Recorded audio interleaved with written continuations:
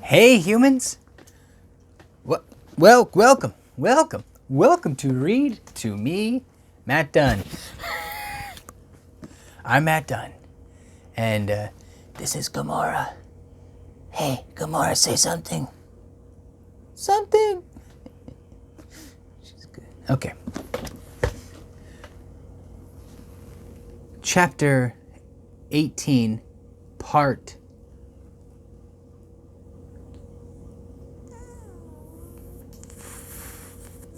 4. Part 4. Part 4. Sorry, I messed up my mic, and boy, do I have to record a bunch of videos again. It's fun. It's fun. Fun times. Fun times. So many fun things. But here we are in Chapter 18, Part 4, which seems like again and again, but you'd have only heard it once, right? In vain did Elizabeth endeavor to check the rapidity of her mother's words or persuade her to describe her felicity in a less audible whisper, for to her inexpressible vexation, she could perceive that the chief of it was overheard by Mr. Darcy, who sat opposite to them. Her mother only scolded her for being nonsensical. What is Mr. Darcy to me, pray, that I should be afraid of him? I am sure we owe him no such particular civility as to be obliged to say nothing he may not like to hear. For heaven's sake, madame, speak lower. What advantage can it be to you to offend Mr. Darcy? You will never recommend yourself to his friend by so doing.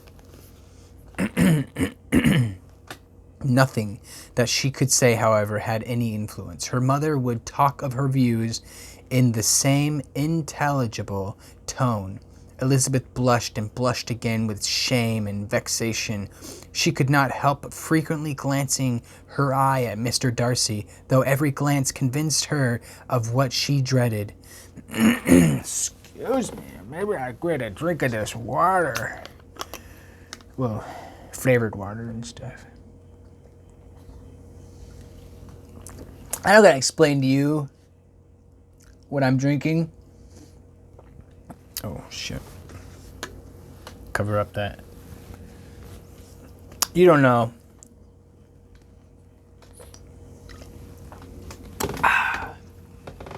Obscure water carbonated at-home device. Elizabeth blushed, and then she did it again. For though he was not always looking at her mother, she was convinced that his attention was invariably fixed by her. The expression of his face changed gradually from indignant contempt to a composed and steady gravity. At length, however, Mrs. Bennet had no more to say, and Lady Lucas in the house, who had been long yawning at the repetition of delights which she saw no likelihood of sharing, was left to the comforts of cold ham and chicken. Elizabeth now began to revive, but not long was the interval of tranquillity, for when supper was over, singing was talked of, and she had the mortification of seeing Mary, after very little entreaty, preparing to oblige the company. By many significant looks and silent entreaties did she endeavor to prevent such a proof of compliance. But in vain, of course. Mary would not understand them. Such an opportunity of exhibiting was delightful to her, and she began her song. Elizabeth's eyes were fixed on her with most painful sensations, and she watched her progress through the several stanzas with an impatience which was very ill rewarded at their close. For Mary, on receiving, amongst the thanks of the table, the hint of a hope that she might be prevailed on to favour them again, after the pause of half a minute, began another.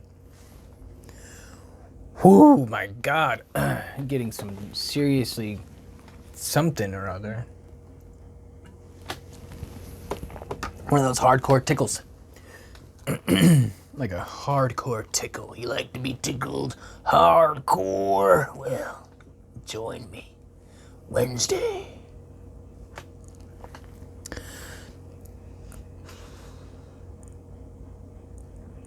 Boopity boop boop boop boopy doop boop boop. Elizabeth's the boop doop. Ill boop boop doop boop boop. To the boop boops and Mary. Mary's powers were by no means fitted for such a display. Her voice was weak and her manner affected. Elizabeth was in agonies. She looked at Jane to see how she bore it, but Jane was very composedly talking to Bingley. She looked at his two sisters and saw them making signs of derision at each other and at Darcy, who continued, however, impenetrably grave. She looked at her father to entreat his interference, lest Mary should be singing all night. He took the hint, and when Mary had finished her second song, said aloud that will do extremely well, child. You have delighted us long enough. Let the other young ladies have time to exhibit." Mary, who, though pretending not to hear, was somewhat disconcerted, and Elizabeth, sorry for her and sorry for her father's speech, was afraid her anxiety had done no good. Others of the party were now applied to. "If I," said Mr. Collins, "were so fortunate as to be able to sing, I should have great pleasure, I am sure, in obliging the company with an air, for I consider music as a very innocent diversion, and perfectly compatible with the profession of a clergyman. I do not mean, however, to assert that we can be justified in devoting too much time of our time to music, for there are certainly other things to be attended to. The rector of a parish has much to do. In the first place, he must make such an agreement for tithes as may be beneficial to himself and not offensive to his patron. He must write his own sermons, and the time that remains will not be too much for his parish duties and the care and improvement of his dwelling, which he cannot be excused from making as comfortable as possible. And I do not think it of light importance that he should have attentive and conciliatory manners toward everybody, especially towards those whom he owes his preferment. I cannot acquit him of that duty, nor could I think well of the man who should omit an occasion of testifying his respects toward anybody connected with the family." With a bow to Mr. Darcy, he concluded his speech, which had been spoken so loud as to be heard by half of the room. Minnie stared. Minnie smiled. But no one looked more amused than Mr. Bennet himself, while his wife seriously commended Mr. Collins for having spoken so sensibly, and observed in a half-whisper to Lady Lucas that he was a remarkably clever, good kind of young man. Oh, goodness. Now, to Elizabeth, it appeared that her family made an agreement to expose themselves as much as they could during the evening. It would have been impossible for them to play their part with more spirit or finer success. And happy did she think it for Bingley and her sister that some of the exhibition had escaped his notice, and that his feelings were not of a sort to be distressed by the folly which he must have witnessed. That his two sisters and Mr. Darcy, however, should have such an opportunity of ridiculing her relations was bad enough, and she could not determine whether the silent contempt of the gentlemen or the insolent smiles of the ladies were more tolerable. Scratchy, scratchy, scratchy, scratchy, scratchy, scratchy. Scratchy, scratchy, scratchy, scratchy. Yes, it's scratchy. Hello. The rest of the evening brought her little amusement. She was teased by Mr. Collins, who continued most perseveringly by her side, and though he could not prevail upon her to dance with him again, put it out of her power to dance with others. In vain did she entreat him to stand up with somebody else, and offer to introduce him to any young lady in the room. He assured her that as to dancing he was perfectly indifferent to it, that his chief object was by delicate attention to recommend himself to her, and that he should therefore make a point of remaining close to her the whole evening. There was no arguing upon such a project. She owed her greatest relief to her friend Miss Lucas, hashtag Miss Lucas, who often joined them and good-naturedly engaged Mr. Collins's conversation to herself. Hashtag Miss Lucas. She was, at least, free from the offense of Mr. Darcy's further notice, though often standing within a few short distance of her, quite disengaged, he never came near enough to speak. She felt it to be the probable consequence of her allusion to Mr. Wickham, and rejoiced in it. The Longbourn party were the last of all the company to depart, and by a maneuver of Mrs. Bennet had to wait for their carriage a quarter of an hour after everybody else was gone,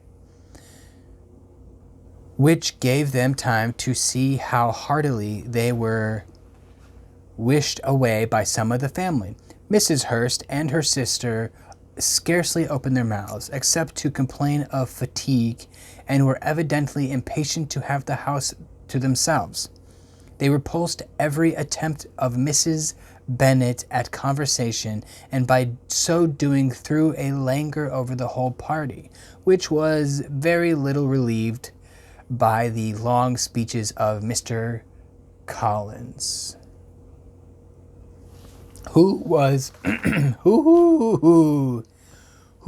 complimenting Mr. Bingley and his sisters on the elegance of their entertainment, and the hospitality and politeness which had marked their behaviour to their guests. Darcy said nothing at all. Mr. Bennet, in equal silence, was enjoying the scene. Mr. Bingley and Jane were standing together, a little detached from the rest, and talked only to each other. Elizabeth preserved as steady a silence as either Mrs. Hurst or Miss Bingley, and even Lydia was too much fatigued to utter more than an occasional exclamation of "Lord, how tired I am!" accompanied by a violent yawn. When at length they arose to take leave, Mrs. Bennet was most pressingly civil in her hope of seeing the whole family soon at Longbourn, and addressed herself particularly to Mr. Bingley to assure him how happy he would make them by eating a family dinner with them at any time, without the ceremony of a formal invitation. Bingley was all grateful pleasure, and he readily engaged for taking the earliest opportunity of waiting on her after his return from London, whither he was obliged to go the next day for a short time. Mrs. Bennet was perfectly satisfied, and quitted the house under the delightful persuasion that, allowing for the necessary preparations of settlements, new carriages, and wedding clothes, she should undoubtedly see her daughter settled at Netherfield in the course of 3 or 4 months. Of having another daughter married to Mr. Collins, she thought with equal certainty, and with considerable though not equal pleasure. Elizabeth was the least dear to her of all her children, and though the man and the match were quite good enough for her, the worth of each was eclipsed by Mr. Bingley and Netherfield. Mr. Bingley and Netherfield. She does not sound like a good mother. She's always thinking about who she's going to pawn her daughter off to just to get something, just to get something out of it,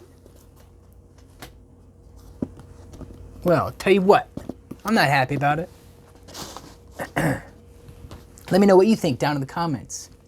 You think this mother is a little steppy out of the line? You think it's the right of the mother to control who or what? Because technically, the mother is probably doing the best she can to make sure that their daughters stay alive. Am I right in saying that? Yeah. Because it's like, you know, making your daughters go to school, whether they want to or not, you know, forcing an education on them, because nowadays in society you need an education and credentials to make sure that you have debt and everything, you know, like a regular human. And then so back then they just wanted to make sure you fit in like a regular human. You just got to fit in. Everybody, am I right? Fit in? I've got debt. How about you? Give me a thumbs up if you like it. Hit the subscribe button if you want some more. Check me out every day. Mondays and Tuesdays, I will be premiering my videos, and I will be sitting alongside with them, watching them as you watch them. And hopefully we'll have some tippity talk tingaroos. And it's just like a chat room thing. Yeah, so hopefully I'll see you there. Remember, Mondays and Tuesdays at noon, and I will be sitting at my computer, just talking to it, I guess.